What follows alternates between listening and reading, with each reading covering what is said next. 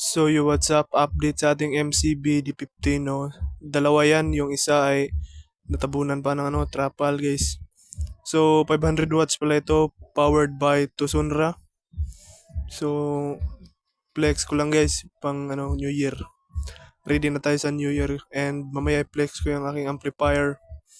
Wala ating equalizer guys, amplifier lang yun.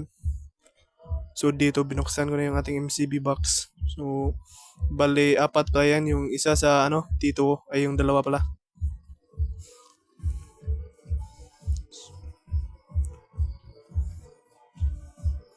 So yun guys. So yun guys, dinamihan ko ng tabon dahil para hindi mabasa ng ulan. So ito guys, flex ko yung isang takip, wala pang pintura. So pipinturahan natin yan. So let's go. So itong Twitter natin guys, powered by Kiki Audio, 250 watts. And itong amplifier natin is integrated lang muna guys kasi wala pang pambili ng power amplifier. So nag-iipon pa tayo. So flex ko lang, Kiki Audio 5 to 50 watts, 8 ohms. Yan guys, malakas na yan.